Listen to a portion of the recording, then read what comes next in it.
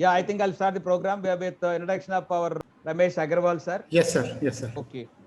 So now I feel blessed to have the pleasure of inviting our iconic logistic industry icon of our India, if not across the world, our air warrior, Sri Ramesh Agarwalji, who has transformed the nation and the future in respect of the logistics industry. Sri Ramesh Agarwalji's journey as the man of logistics of India is one of the modern India's great success stories, and he is one of the most respected business leaders who have left an indelible mark on Indian transport and logistics sector.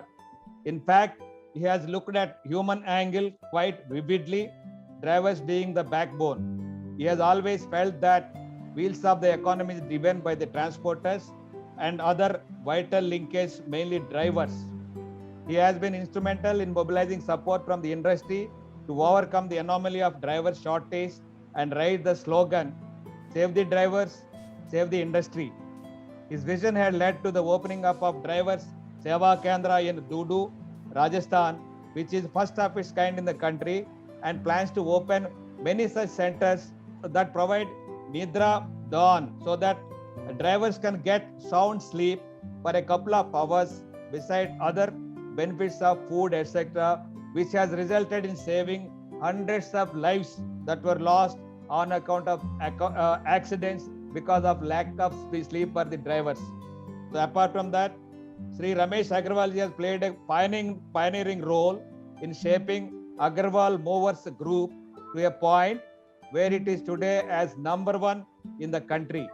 So packing and moving industry has received the organized tag in rupees 14,000 crores industry, and Agarwal Packers and Movers Limited, APML for short, leads from the front. Native of a village, Nalwa, district Hisar of Haryana state, he received his primary education and secondary education at government school, Nalwa, and did his graduation from Kurukshetra University. After this, he joined the Indian Air Force after pursuing diploma from MTI Chennai. His zeal to grow and serve national interests has put Agarwal Movers Group on the express way of growth. He was ever determined to make APML synonym for tension-free home shifting, which we all know, which he refers to as shifting of emotions.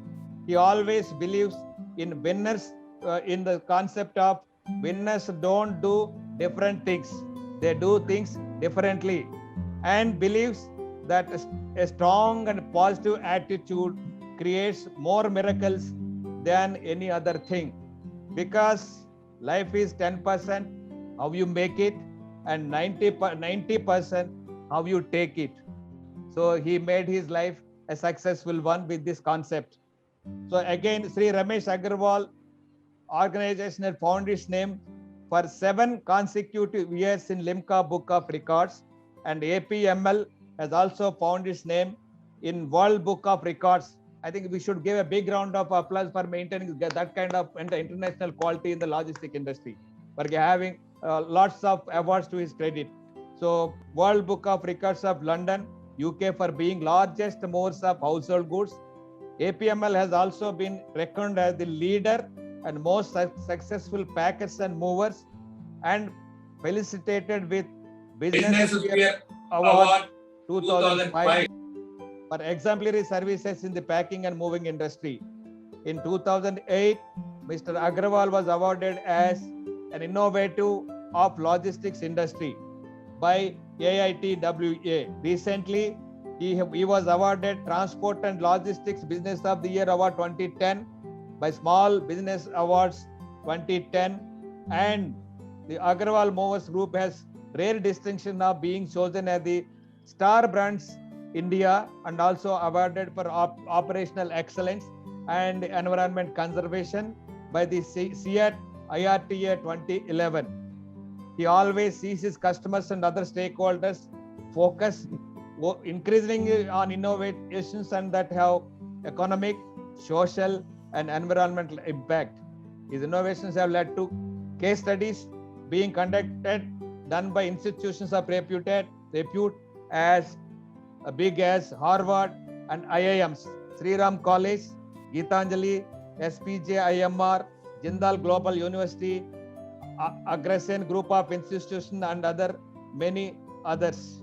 Not stopping here, Sri Ramesh Agarwal ji has penned his experiences in a book entitled From Heart to Heart. Heart to Heart is the book written by him. So congratulations, sir, for your sharing your wonderful experiences. That has become a bestseller with fourth reprint taking place. Congratulations, sir, by becoming an author also, apart from being an iconic entrepreneur. So he has been unanimously elected thrice in a row as National President of All India Transporters Association, which is an apex organization of transport companies, where he is a patron now. Recently, he has also been nominated as the President of Seva Bharati. I think I shared that link also to all the people during this COVID time. So being the President of Seva Bharati, Delhi Prant, and his vision is to create STEM revolution. So through Seva Bharati, he contributed a lot to the prevailing situation of COVID pandemic by providing hospital on wheels that he will explain in detail. Sri Ramesh Agarwal is an epitome of strength, motivation, and team spirit, be it airborne or chairborne, in various roles and heading various bodies and institutions. He is par excellence in every role.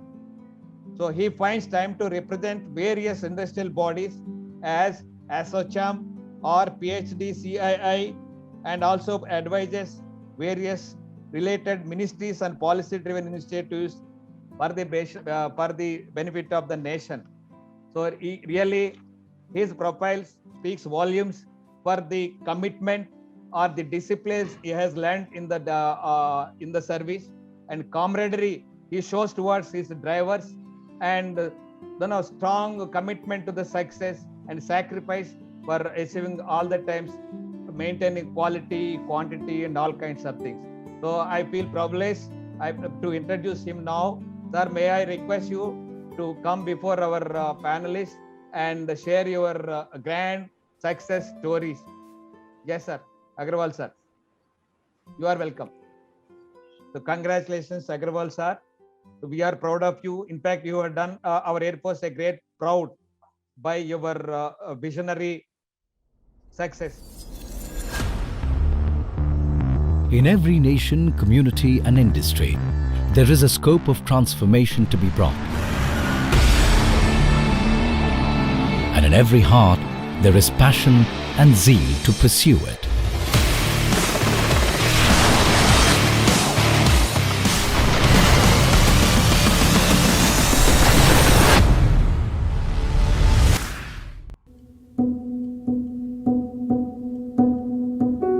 Mr. Ramesh Agarwal made a difference in the lives of people that forever changed the way we look at the transport industry. He served in Indian Air Force for 5 to 6 years before establishing the largest mover company of household goods in India, named Agarwal Packers and Movers. A major concern faced by the defense personnel was to shift their household items from one state to another, carrying heavy items and valuables in tough conditions without damaging it. This motivated him to create a solution. At the same time, he had no finances to start his own business, as he had already donated all his earnings to the War Widow Fund. With the mantra of more pain, more gain, he created a solution for the pain area, which helped him to excel in business. With a loan support of 4,000 rupees from his friend's mother, he laid the foundation of the business. To promote this work, he used to travel daily in early morning to distribute 5,000 flyers at defense locations and residences in Delhi. Soon his struggle and hard work paid off, as he got 6 consignments within few months of operations. He expanded and started catering to the common civilians' requirements as well. With the vision of moving forward, his company focused on providing cost-effective solutions to the customers rather than suggesting costly solutions until and unless required. Thus, it paved the path for business success. He established the company's principle of "We carry emotions." Currently, his company has over 100 branches and moves nearly 1 lakh consignments in a year, and 5 times surpassed their own records in Limca Book of Records. Today, they serve to various industries in India like logistics, commercial, supply chain and other logistics. Also, they are one and only air cargo transporter in Delhi. For various needs of customers, they provide customized containers that not only utilize the carrying capacity but also save on transportation cost. Virtual warehouse, truck and tube are some of the concepts he is currently implementing in the market. In the business of transportation, they couldn't afford frequent vehicle breakdown that led to delay in delivery. That's why 5 years back, he partnered with JK Tyre. Like a plant grows by itself, but it needs someone's support to move upward. Similar support JK Tyre has provided us through our journey. JK Tyre team provided assistance in the middle of the night as one of our truck was standing on the side of the Manali highway. This particular gesture melted our heart and we never thought about anyone else.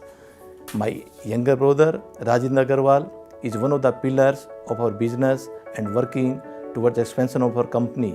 My next generation is also contributing their part in their business. Ramesh ji is a philanthropic person. He introduced a new concept of Neend Ka Daan to avoid road accidents on highways. A rest place with all basic amenities and health facilities where drivers can take rest before moving to their next destination. It is located at the Jaipur-Ajmer NH8. Every 4th day of month, they organize Darbar Day, where employees can raise concerns faced by them. This helps them to understand the market issues and come up with innovative offerings.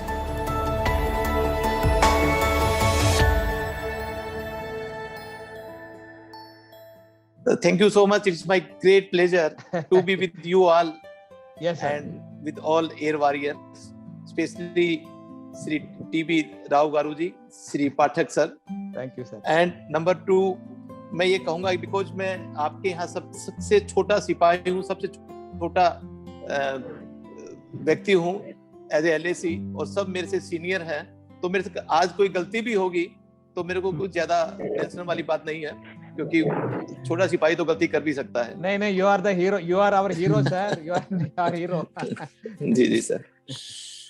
So I can go a little bit screen wise. Yes, sir. Please.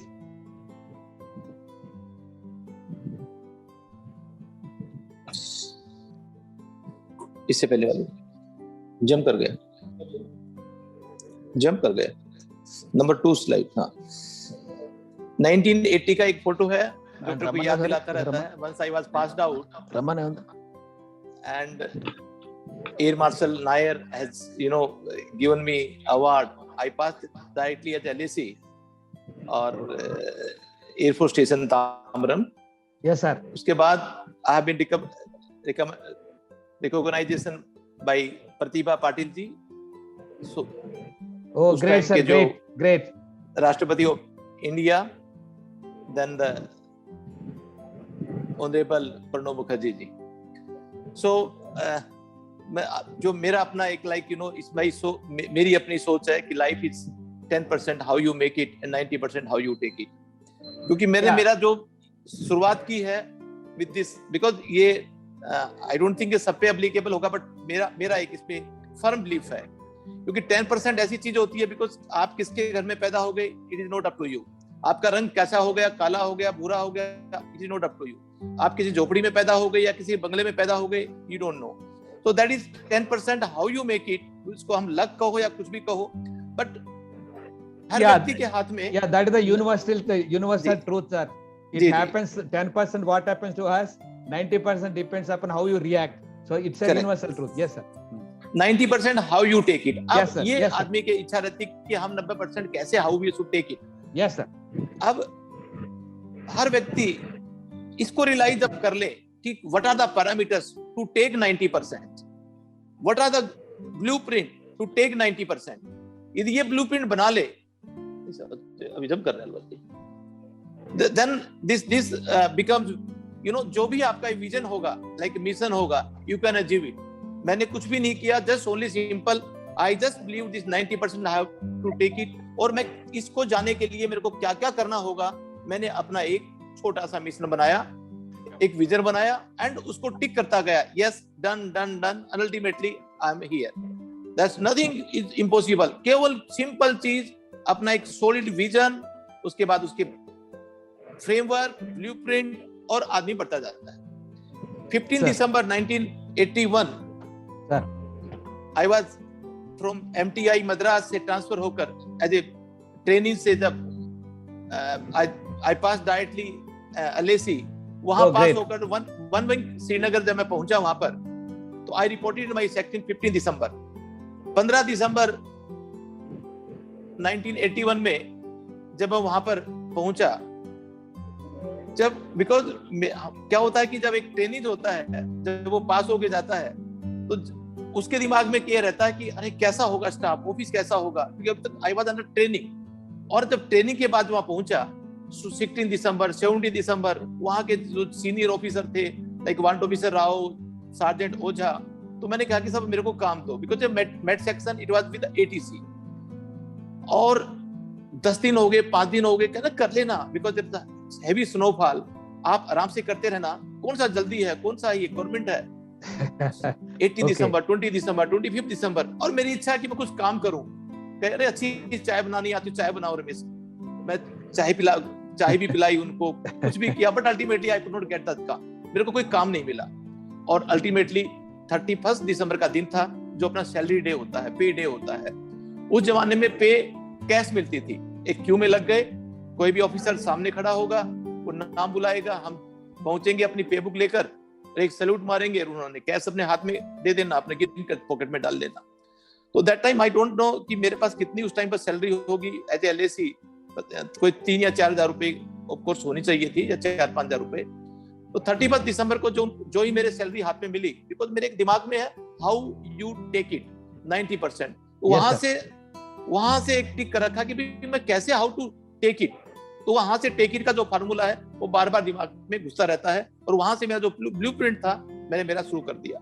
जब मेरे पास वो 4,000 रुपए कितने करीबन जो हाथ में आए, और मैंने काउंट किया, flying officer JK Kolwal officer, paying officer, और मैंने 2,000 रुपए जेब में डाले और 2,000 रुपए ऑफिसर के हाथ में वापस कर दिए. बोला व्हाट इज दिस. मैंने कहा सर मैं 15 तारीख तक मैंने काम किया, मैंने मेरी मजदूरी ले ली, और 15 दिन तक मेरे कोई काम नहीं दिया. Of course I got a खाना in mess and all, but वो मैं पैसा नहीं लूंगा. भाई you are present doesn't mean कि मैंने काम किया. मैं इसको थोड़ा सा अपनी भाषा में हराम का समझता हूं, तो आई डोंट वांट. थोड़ा सा बिगड़ा मेरे ऊपर. Then he said you will be charge sheeted. मतलब सर कुछ भी करो, वो एक्सेप्ट है. अल्टीमेटली आई वाज, वो P13 रेज किया गया, आई वाज चार्ज शीटेड. 15 दिन के अंदर ही विंग कमांडर SK निगम थे हमारे सेक्शन कमांडर, उनके सामने मेरे को पेश किया. उन्होंने कहा कि क्या है. उन्होंने पढ़कर सुनाया कि इसने अपनी सैलरी वापस कर दी, और मैंने काफी इनको समझाया, मगर ये समझने के लिए तैयार ही नहीं है. तो मतलब उसने पूछा एल्डरमैन आपका क्या कहना है कि सर मैंने काम किया ही नहीं, तो मैं कैसे ले सकता हूँ, और आज से मेरे को काम दे दो, मैं कल से सैलरी लेना शुरू कर दूंगा. विंग कमांडर निगम साहब, फ्लाइंग ऑफिसर कोल साहब को बोले आप एक बार जाओ, मैं बात करता हूँ. और उन्होंने मेरे एक तरह से हक करते हैं ना बच्चों की तरह, ऐसे किया. And he said there is a batch, क्योंकि वन विंग से जितनी भी छोटी छोटी यूनिट थी, लाइक करगिल, लेह, लद्दाख, अवंतीपुरा, बारामूला, वहां एक छोटी छोटी हेलीपैड है. और वहां पर एक मेट्रो को, जो मेट्रो स्टैंड नहीं होते बिकॉज एयरफोर्स यूनिट नहीं है, तो आर्मी के जितने भी वहां थे, नायब सूबेदार, हवलदार, उनको एक ट्रेनिंग देनी थी, बेसिक ट्रेनिंग ऑफ मेट्रोलॉजी. अच्छा. तो कहा कि आप ये job I am heading you, क्योंकि वो जॉब वांट ऑफिसर से कम रैंक के नहीं कर सकते, they need a huge experience. पर मेरा 15 दिन के एक्सपीरियंस के ऊपर उन्होंने मेरे को डिटेल कर दिया as a instructor for them. 38 लोगों का बैच था और 2 महीने की ट्रेनिंग मैंने उनको दी। अब लोग जितने भी मेरे सीनियर थे like want officer Ghosh and वो बोले ये कल का बच्चा, इनको विंग कमांडर सामने ये कैसे किया, वैसे किया, रियली ग्रेट। तो बट मेरे आई डिड बेटर एंड वह 38 लोग बहुत बढ़िया तरीके से पास होकर निकले। once there was a passing out of them, उन्होंने विंग कमांडर निगम साहब को कहा कि बच्चा जरूर छोटी उम्र में है, पर हमारे को मेट के अंदर ऐसा बना दिया 2 महीने के अंदर, अब हम कोई भी हेलीकॉप्टर या कहीं भी इन रिस्पेक्ट टू मेट्रोलॉजिकल हम लैंड करवा सकते हैं, टेक ऑफ करवा सकते हैं। वहां से मेरी एक बार शुरुआत हुई। मैंने कहा कि 90% हाउ यू टेक इट, आपको टेक करना है। यदि वो मैं 15 दिन का सेक्रीफाइस नहीं करता, मेरा कुछ नहीं गया, तो मेरे को वो जगह नहीं मिलती। मैं वो चाय पिलाता रहता, बैठा रहता लास्ट पंक्ति के अंदर, और एक कई पहचान नहीं बनती। इस तरह से एक अपनी छोटी सी पहचान बनी, और धीरे धीरे मैं मेरा अपने मेरे अपने काम का तरीका अपना होता था कि जब 6 घंटे यदि काम किसी को करना होता है, तो मेरे को जल्दी से जल्दी एयरपोर्ट छोड़नी थी। अब एयरपोर्ट जल्दी छोड़ू तो कैसे छोड़ू, बट एक्सपीरियंस भी लेना था मेरे को। आपको यदि 5 साल एयरफोर्स में सर्विस करके 10 साल का एक्सपीरियंस लेना हो तो कैसे लेंगे, वो मेरे दिमाग में बैठा हुआ था। वहां शिफ्ट चलती थी, 4 शिफ्ट, 6 आवर्स की, 6 घंटे की एक शिफ्ट होती थी। तो मैंने वॉलंटियरली वहां पर नाम लिखा है कि I want to do 2 shift, यानी कि 24 घंटे में 6 घंटे की 7 से 11, 7 से लेकर 1 बजे तक, फिर 1 से 7 तक का अगेन रेस्ट, क्योंकि बैचलर था, मेस में रहता था, बिलेट में रहता था, तो कोई अपना काम धंधा था नहीं, तो पक्का वर्कहॉलिक हो गया। मैं 2 शिफ्ट में काम किया, यानी कि मैं कह सकता हूं कि 5 साल या 6 साल एयरफोर्स में रहकर मैंने 12 साल का एक्सपीरियंस लिया। ये मेरा गुड लक है, आई कुड डू इट। तो बस वो मैंने मेरा एक सेकंड वहां से, क्योंकि मेरे दिमाग में था how I should take it, मेरे को टेक इट करना था। तो टेक इट के लिए कोई पॉइंट होता, कोई ऐसा मौका था, मैं चूकने वाला नहीं था, मैं चूका नहीं। 84 का एक छोटी सी इंसिडेंट मैं आपको यहाँ शेयर करूंगा। इनसेट बी की पहली बार एयरफोर्स स्टेशन के अंदर मशीन आई थी। Earlier we used to do the forecasting जब करते थे हम, इससे पहले हम अपने वो आईएसओ बार डालकर और लो प्रेशर हाई प्रेशर कहां से वो आ रहा है, WD and all, that was the procedure. 84 में जब इनसेट बी आया तो एक इनसेट बी की मशीन लगी थी एयरफोर्स स्टेशन श्रीनगर में, उसको ऑपरेट करना सबको सिखा दिया गया था। जब उस मशीन जब आई, it came through some civil truck, और आफ्टर वर्किंग आवर 5 या 6 बजे करीबन इवनिंग में आई थी। तब मैं वहां इवनिंग की ड्यूटी क्रॉस करके जा रहा था, और उस सिविल ट्रक वालों ने ATC के नीचे जो जब कार पार्किंग होती है CO की, उस साइड के नीचे डालकर चले गए थे, और मैं भी ड्यूटी से वापस आ गया। रात को देखा 12-1 बजे जब मैं लघु शंका करने बाहर निकला, देखा there was a heavy snowfall, वो बिल्कुल स्नोफॉल चारों तरफ से हो रही थी। और मेरा ख्याल क्या आया कि जो पेटियां पड़ी थी बाहर लकड़ी की पैक की हुई, जिसमें इनसेट बी का सामान था, जो ऑपरेशन का सामान था, वो डेफिनेटली इलेक्ट्रॉनिक सामान है, उसमें बर्फ गिरेगी, पानी जाएगा, और ये मशीनें जो हम सोच रहे थे 3 दिन में इंस्टॉल करेंगे, ये सारी खराब हो जाएगी, इट विल नॉट ऑपरेशन। और अब करें क्या? हालांकि मैं छोटा सा सिपाही था वहां, मेरी कोई जिम्मेवारी भी नहीं थी, बट रहा नहीं गया, घंटे 2 घंटे नहीं सो पाया, क्योंकि दिल में खुशी थी कि हम 3 दिन के बाद इसको ऑपरेशन में लाएंगे and will do the forecasting on accuracy, 0 mistake के ऊपर हम फोरकास्टिंग करेंगे। और रात को 2:30 बजे उठा, और पूरे बर्फ के अंदर से स्नो बूट पहनकर, एक कैब बलकावा होती थी उस जमाने में, मंकी कैब जैसी, श्रीनगर में कोई रहे हो तो वी कैन मतलब उसको याद कर सकते हैं। तो वो पहनी, और अपना स्नो कोट पहनकर, कोट फरका जिसको बोलते थे, वो पहनकर मैं वहां निकला। बिल्लट से लेकर और ATC तक इट टुक, क्योंकि पूरा बर्फ थी, it took I think more than 1 hour वहां पहुंचने के बाद। और मैंने, कोई पेटी 60 किलो की थी, कोई 70 किलो की, कोई 80 किलो की, कोई 50 किलो की, एक पेटी को हाथ से धकेल कर उस साइड के नीचे किया। And it took half an hour 40 minute somewhere again back to my billets, और मैं 1-2 घंटे आराम किया। सुबह की फिर 7 बजे की ड्यूटी थी मेरी, और सुबह अपना फिर दोबारा ब्रेकफास्ट लेकर वहां एटीसी में चल दिया। जब मैं एटीसी में पहुंचा तो वहां पर हमारे जो जेडब्ल्यू सिंह थे वो 15 मिनट पहले आए थे, क्योंकि उनके दिमाग में भी था कि रात को बर्फ गिरी होगी और पानी गिरा होगा, वो पेटिया क्या होगा, अफसर आएंगे एटीसी में ब्रीफिंग के लिए तो क्या बोलेंगे, तो सोचा कि 15 मिनट आकर उसको जरा सा हम अंदर कर देंगे। जब वो वहां खड़े थे और मैं भी वहां पहुंचा तो देख के हंस रहे थे या खुशी हो रही थी कि रात को कर किसने दिया, यहाँ कोई गार्ड भी नहीं है, डीएससी गार्ड भी नहीं है। तो मैंने कहा सर मैं रात को मेरे को नींद नहीं आ रही थी तो मैंने देखा है भीगेगी, तो मैं ये आकर अंदर करके चला गया था।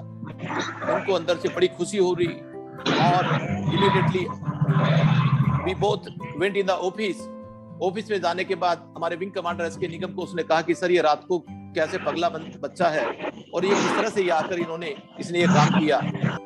इस तरह से ये आपको छोटी सी एक पिक्चर मैंने दिखाई है। दिखाई सर, प्रेजेंटेशन अभी हो सकता है तो प्रेजेंटेशन दिखाइए एक बार, सब लोगों को पता चल जाएगा। आई थिंक ये it will not play it, it's just like presentation. Right sir, okay right. So हां, थ्रू क्रिएटिविटी। तो अल्टीमेटली मैं वहां पर पहुंचा और विंग कमांडर निगम सामने एक सबको गेट टुगेदर करके कहा कि असलियत में इनके पास ओनरशिप है। तो मैं समझ नहीं पाया सर ओनरशिप क्या है। फिर उसने एक वर्ड और यूज किया कि Ramesh you have got a degree of मलकियत। मलकियत कोई उर्दू का लफ्ज है, डिग्री ऑफ मलकाना, दैट मीन्स एक डिग्री एमबीए हमारे को मिलती है मार्केटिंग, एक डिग्री मिलती है एमबीए एचआर, कभी एमबीए सोनसो। तो मैं अपने आप को उस दिन महसूस किया कि विंग कमांडर निगम साहब ने मेरे को एमबीए मलकाना डिग्री दे दी और बड़ा खुश हुआ, आपस में घमंड भी हुआ कि अब क्योंकि एमबीए मलकाना किसी इंस्टीट्यूट में नहीं मिलती, एमपीए मलकाना मिलती है तो केवल किसी बड़े आपके सीईओ ऑफिसर वो भी खुश होकर देते हैं, और वो मेरे को मिल गई।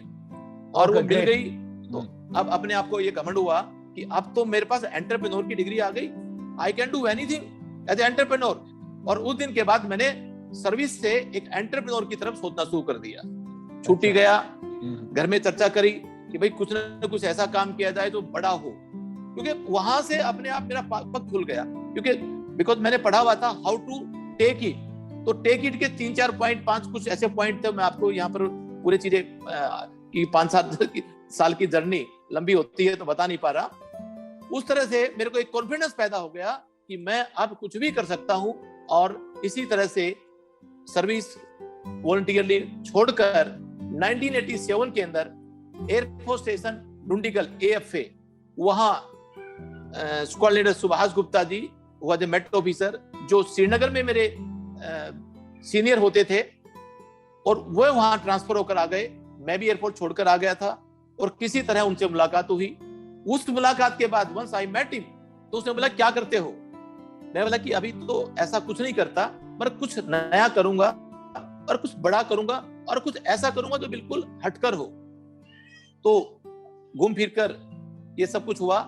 तो मेरे पास उस टाइम पिताजी के पास 2 ट्रक होते थे, क्योंकि पिताजी यूज्ड टू द फाइनेंस। उनका कोई ट्रक चलाने का बिजनेस नहीं था, पर वो फाइनेंस करते थे।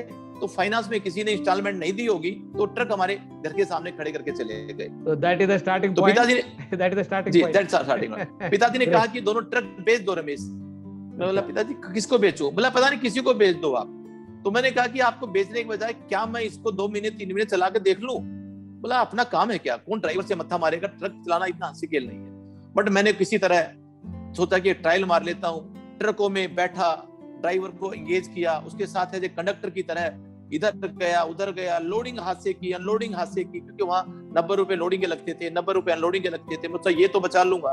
एक एक ट्रक अकेला खाली किया ड्राइवर के साथ मिलकर। और अल्टीमेटली जब एयरफोर्स स्टेशन डुंडीगल सुभाष गुप्ता जी के पास बैठा हुआ था, तो उन्होंने कहा why don't you start packing and moving. अच्छा, मैंने कहा सर गुड, ये तो बड़ा मुश्किल वाला काम है, ये तो मेरे को आता नहीं। बोला तुम्हारे लिए कोई इम्पॉसिबल नहीं है, क्योंकि वो मेरे को श्रीनगर से जानते थे, 1 विंग से जानते थे।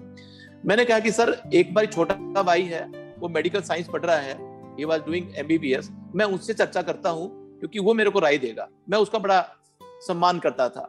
मैं भाई को आकर रात को कहा कि ऐसे ऐसे सुभाष गुप्ता जी ने कहा है कि शुड वी स्टार्ट पैकिंग। बोले ये क्या होता है? कुछ भी नहीं, जब घर सामान जाता है एक जगह दूसरी जगह, सरकार उनको पैसा देती है, वो हमारे को पैसा देंगे, हम उनका माल लेकर जाएंगे, और उसमें इन एडिशन टू दैट कुछ सामान पैकिंग करना पड़ता है। तो उसने कहा कि एक काम करो, जो आपके गुप्ता साहब है उनको मेरे को मिलाओ। एक स्कूटर था मेरे पास में उस टाइम, AEY 5299, उस टाइम आंध्र प्रदेश का। हम दोनों बैठे और बैठ के 43 किलोमीटर अगेन अकेडमी पहुंचे डोंडीगल। मैंने उनको मिलाया। उन्होंने कहा कि जैसे मेरे को समझाया था उन्होंने भाई को भी समझाया। भाई ने कहा कि सर हम ये काम स्टार्ट करते हैं, आपने इतना भरोसा दिला दिया। वहीं बैठे उनके घर के अंदर अग्रवाल पैकर, पहले अग्रवाल हाउस होल्ड कैरियर का जन्म हुआ और 6 महीने के बाद भी convert into the name of Agarwal packers and movers. वो सुभाष गुप्ता जी के घर में ही जन्म हुआ और वहां से पहला कंसाइनमेंट हमने पैक करके भी dispatch from AFA to Balasore. और छोटा भाई कहा कि कल से ये MBBS की किताब बांधकर कमरे में रख दो, I don't want to go anything. ये बिजनेस मैं 10 साल में ये पढ़कर कुछ करूंगा, 10 साल में तो ये मैं आई can do many times many fold. तो वो मेरे साथ हो गए और हमने दोनों ने ये एक ऑफिस हैदराबाद से स्टार्ट करके अच्छा ultimately starting from Hyderabad only. Good. Correct my karma bhoomi Hyderabad Great sir. और जन्मभूमि Haryana Great sir. and Great. service all over India. Of course. So then second office started Delhi, then Hyderabad, Madras, Port Blair, Srinagar, then Dimapur, Assam. अब पूरे country wide we have approximately 150 offices and the own trucks approximately 1400.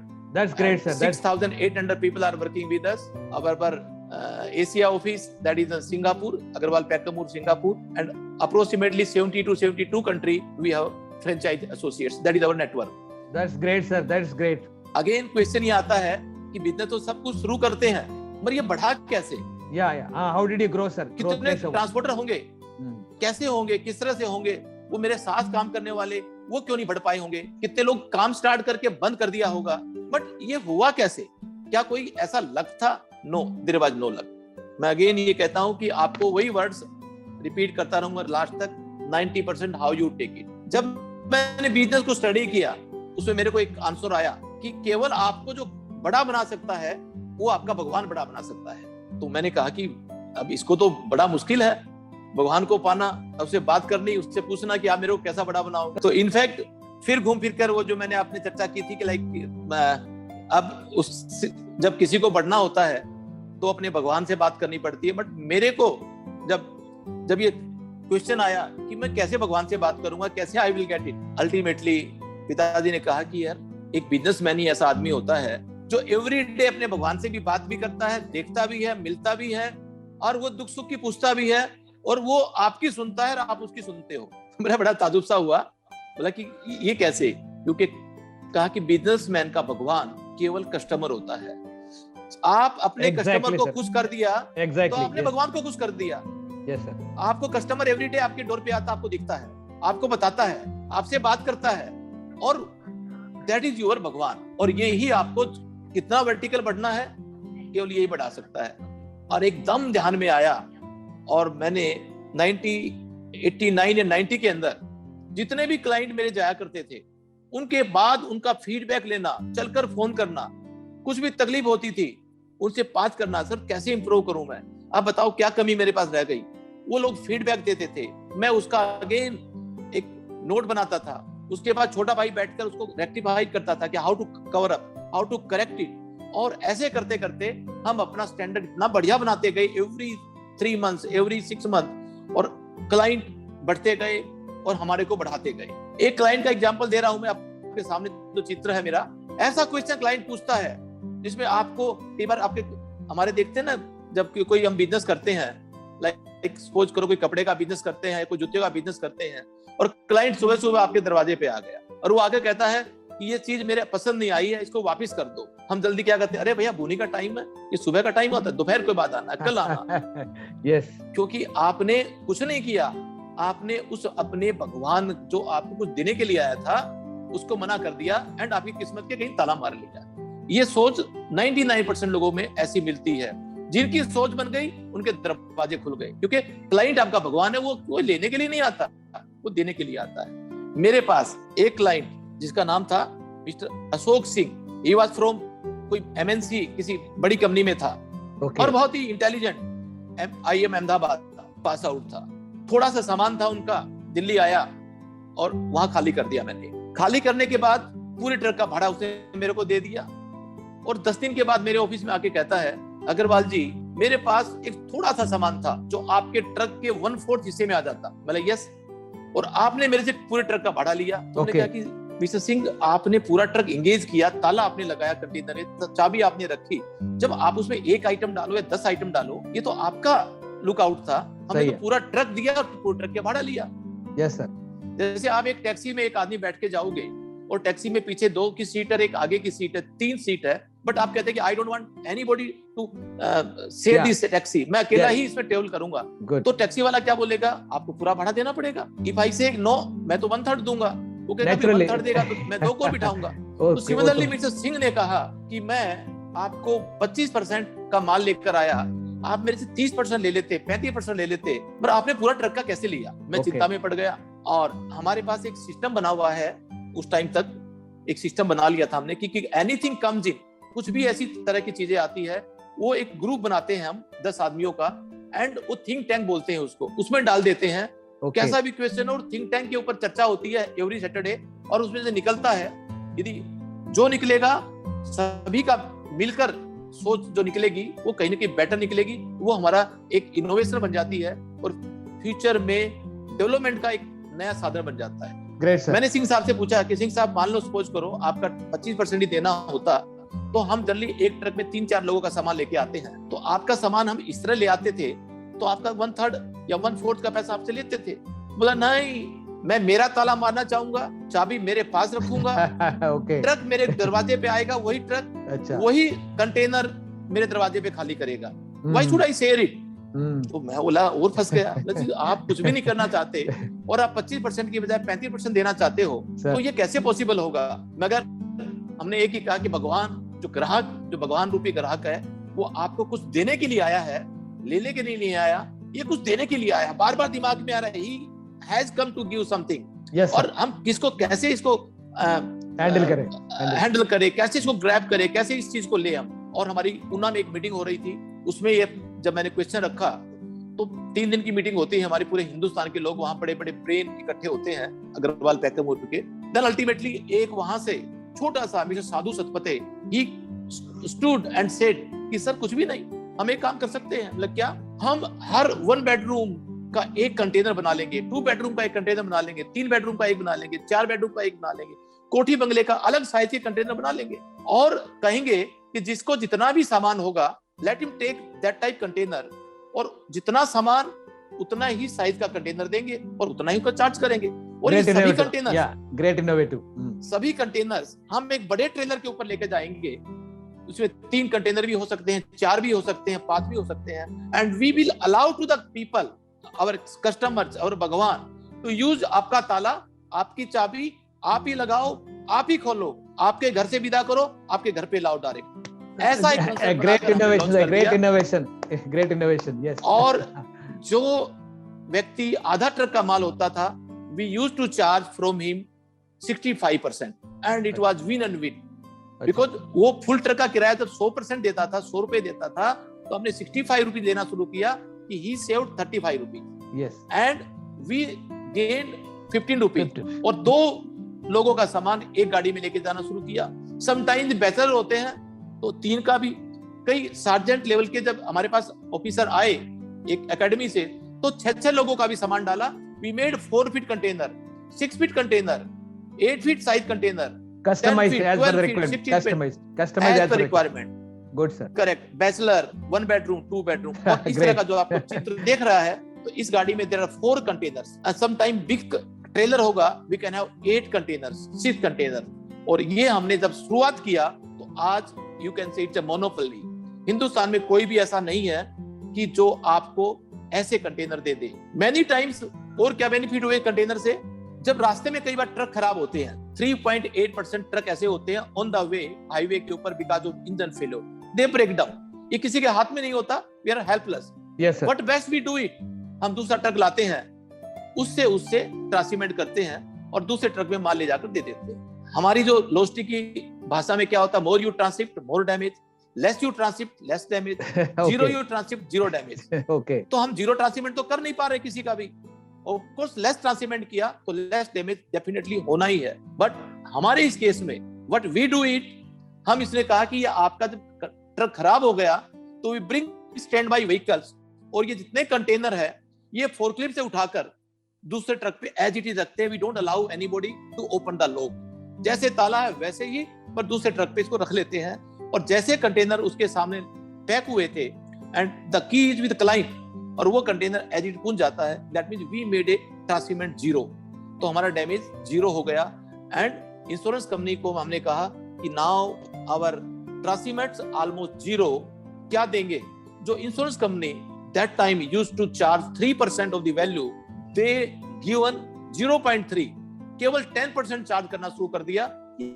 हम said ये भी आपको bonus दे रहे हैं कि हमारे डैमेज तो हो ही नहीं रहा। So that we have made it 3% to yes sir 3%, and the client was enjoying 35%, and it has become a, इस तरह से जो हिंदुस्तान के 4 ट्रक जाकर डीजल पेट्रोल जलता था, बिकॉज एवरीवन वांट अपना ताला अपनी चाबी, तो 4 लोग जाएंगे तो 4 ट्रक में लेकर जाएंगे। जो हाईवे के ऊपर 4 ट्रक जाते थे और 4 ट्रक का फ्यूल कंज्यूम होता था, वो पूरा कम होकर 1 ट्रक का हो गया। That means we have saved in 1 year approximately 38,000 या 40,000 ट्रक जो एननेसरी मूव करते थे अग्रवाल फैक्ट्री मोड़ के, वो मूव होना बंद हो गया। Great innovation sir, great innovation. Yes, great innovation. Yes. How it came, who has given it? क्योंकि मैंने दरवाजा खोल के रखा था मेरे भगवान के लिए। He came and because मेरे को मालूम है वो देने के लिए आया। बस एक माइंड सेट होता है कि we have to, हम सीधा चल रहे हैं या 360 डिग्री चल रहे हैं। तो मेरी सोच क्या बनी कि 360 डिग्री देखने की आदत है, और उसमें देखा उस भगवान में ये कुछ देने के लिए आया है, और we have done it. This is a small one example. I'll go second example. Time, yes sir. Yes. Otherwise बहुत लग जाएगा। नहीं बताइए नहीं, really interesting and inspiring your story. So similarly एक ऑफिसर, ये भी एक बहुत इंटरेस्टिंग स्टोरी है। मिस्टर, मैं नाम भी बताऊंगा, Devjit Roy. He was from Bombay. He came from Bangalore to Delhi. Yes sir. And he was I think some CR park में उनका घर था, वहां वो ठहरे, सामान खाली हो गया। आफ्टर 6 मंथ वो मेरे पास आकर कहते हैं कि अग्रवाल जी मेरा सारा सामान बहुत बढ़िया आया था, and your guy are very nice. उन्होंने हर आइटम खोल के दिखाया, everything was working, my TV was working, fridge was working, but after 6 month I find that my TV is not working, इसमें गुड़गुड़ की आवाज आ रही है। तो मैंने कहा कि फिर 6 मंथ के बाद तो हमारा जो बैक एंड में इंश्योरेंस कवरेज होता है वो भी नहीं हो पाएगा, और कैसे खराब हुआ, हाउ कैन इट? नो, मेरी गट फीलिंग क्या बोल रही है कि आपके इस ट्रांसपोर्टेशन में कोई बम्पिंग जंपिंग क्या हुआ, आई डोंट नो, ये कुछ ना जो भी गड़बड़ी हुई है बिकॉज ऑफ ट्रांसपोर्टेशन। बट मेरे को 6 महीने के बाद ऐसा लग रहा है। मैं मेरे चीफ कस्टमर केयर ऑफिसर को साथ में बुलाया, बिठाया, मिस्टर उनका नाम था धनंजय सिंह, कि धनंजय सिंह ये आप क्या कहना चाहोगे? Then he said no sir, ये तो हम कुछ नहीं कर सकते। और मैंने कहा कि ये जो आपको कंप्लेंट लिखाने आए हैं ये कौन है? बोला जी कस्टमर कौन होता है? बोला जी भगवान, क्योंकि हमारा ट्रेनिंग का हिस्सा है। अच्छा, भगवान कभी झूठ बोलता है? बोला जी नहीं बोलता। क्या ये झूठ बोल रहे हैं? नहीं बोल रहे। तो जब ये सच बोल रहे हैं तो इसकी बात मानो, ये ट्रांसपोर्टेशन में ही खराब हुआ है। That's all. Register his complaint and give 21 days. We'll come back to you and we'll definitely do something better for you. Okay. और हमने उस क्लेम को रजिस्टर किया, और उसके बाद हमारे पास एक बैच आता है IIM का, जो हर साल 30 बच्चे उस टाइम पर आए हुए थे। मैंने इनको प्रोजेक्ट दिया कि मिस्टर देवजीत रॉय ने की कंप्लेन है 2 बच्चों को, कि मेरे को ये रिजोल्व करके दे कि ये कहाँ से गड़बड़ी हुई, कहाँ से हमारे कारण डैमेज हुआ या ना हुआ। ये I had given this project report to them. Okay. उन्होंने जो 6 मंथ पहले 50 और ऑफिसर आए थे हमारे पास, उन सब की लिस्ट ली, and they start calling them कि मिस्टर सोनसो आपका जो टीवी कैसा काम कर रहा है। तो आउट ऑफ 50 देयर वाज 70% लोगों ने कहा कि सर काम कर रहा था, हमने रिपेयर करा लिया, थोड़ा सा गड़बड़ी कर रहा था, हमने इसको डिस्पोज कर दिया, हमने काम वाली बाइक को दे दिया, हमने बेच दिया। अच्छा, 70 to 80% TV were not working, but no one came to complain us, क्योंकि 5-6 महीने के बाद कोई कंप्लेन नहीं करता, मोटर बदल जाता, ले लेते हैं। देन दिस जेंटलमैन, जो प्रोजेक्ट रिपोर्ट करने वाले जितने भी ये थे, ये फिर गए सैमसंग और एलजी के पास कि आपके जो ट्रांसपोर्टेशन की क्या आपके एसओपी है जब एक टीवी को लिया जाता है। तो उन्होंने कहा कि टीवी को जब ट्रांसपोर्टेशन करते हैं तो देयर इज नो हैमर, आप नो हैमर नहीं लगा सकते।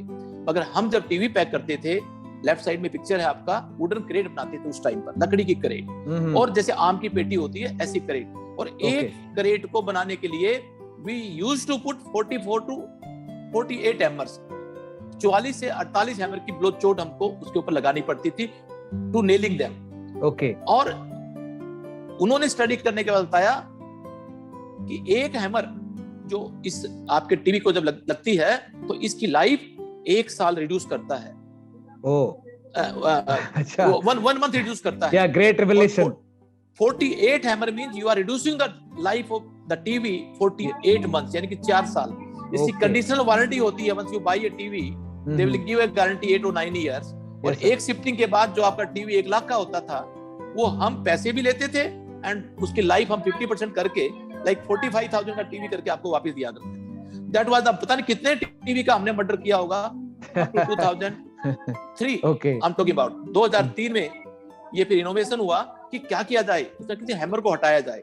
तो हमने इस पे काम करना शुरू किया। अगेन हमारे पास एक कमेटी बैठती है 10 आदमियों की, उसके ऊपर दे देते हैं, then they think, they plan, ultimately एक रिजल्ट आता है। जो ऑर्केस्ट्रा बॉक्स होता है ऐसा उन्होंने एक लकड़ी का बॉक्स बनाया, अंदर थर्मोकोल लगाया और कहा कि सर हम we carry this TV in this box and will make different type, 24 inch, 30 inch, 34, 54, 58, super, हर तरह के एलईडी बॉक्स बना देंगे और उसमें लेके जाएंगे। उसकी कॉस्ट बनी 3000। मैं बोला कि ये जो करेट है इसकी कॉस्ट है 580। Now you have made 3000, how can we charge it? Then they said no, we are going to charge only 200 rupees. बोला हाउ इट्स पॉसिबल? बोला कि तो 3000 की क्रेट बनी है, विल यूज इट 20 टाइम्स, हम इसको 20 बार यूज करेंगे। हिंदुस्तान में हमारा हर जगह ऑफिस है, किस आदमी को जब भी हम टीवी का बॉक्स देंगे will take back. Right sir, उसका कोई काम की चीज तो है नहीं। Great idea. और 150 रुपीज हमारी कॉस्ट लगेगी and we are charging 200 rupees, 50 rupees का प्रॉफिट होगा। जो 580 की क्रेट थी, देन टीवी पैकिंग भी रिड्यूस फ्रॉम 580 टू 200, यानी कि हम 380 रुपए हमारा कम हो गया। जो क्रेट पैक करने में 40 मिनट्स लगती थी, it took only 40 seconds, 40 minute का 40 सेकंड कर दिया। बहुत। और वुडन क्रेट को बनाने के लिए मोर देन 200, उस टाइम बात कर रहा हूँ कि 200 ट्रीज हम कटवाते थे एवरी ईयर, 200 से 240 ट्रीज, वो केवल 5 ट्री में काम चल गए। तो lot of saving, environmental saving also. Yes, correct sir. अब क्वेश्चन ये आता है कि ये हुआ कैसे? ओनली बिकॉज ऑफ उस भगवान जो मेरे दरवाजे पे आया था कंप्लेन लेकर। यदि मैं उसको कहता अरे इसको दे दो 1000-2000 रुपए, ये बड़ा देवरिच राय है, बंगाली साहब है, जान खा रहे हैं, उनको दे के भेज दो, मेरे को फिर मैंने भगवान का रेस्पेक्ट किया और उनका 21 डेज में क्लेम रजिस्टर किया। Ultimately he has given me idea. So that means, मेरा कहने का मतलब है कि इस तरह के जो होते हैं ये